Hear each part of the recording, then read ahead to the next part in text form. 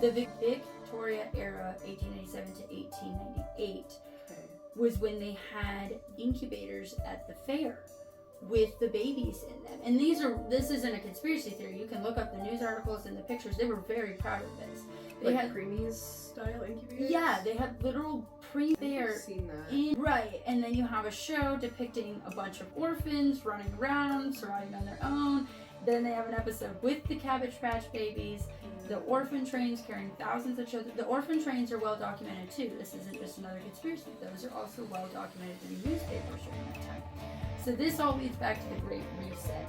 This conspiracy goes along with the belief that the American civilization that we have now is not actually our correct history.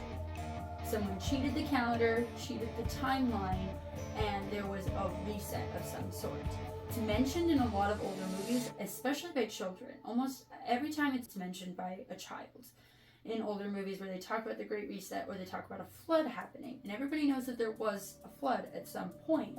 There was some kind of flood that went through America that reset our timeline, and they figured out how to grow babies and indoctrinate them into believing the new knowledge, what they wanted them to believe. We're all just descendants of those people? Of the Cabbage Patch people.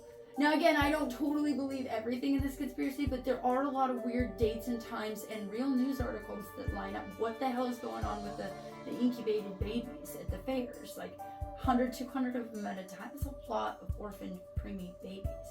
So either they're like cutting them out of mothers, or they figured out how to grow them. And then That's early, because I mean, test tube babies, we had, what was 96?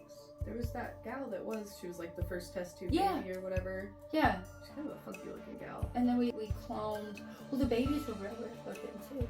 Yeah. Some of them were like hugely overweight. Yeah, and she wasn't like a clone, but she was like the test tube baby or whatever. Well, I was gonna say we cloned that sheep in 2010, I think. Well, we're doing cloning left and right now. I know, but a lot of that coincides with each other. But it just seems like all of that was so new and new technology not that long ago. That's weird if they've just had that technology for a long time.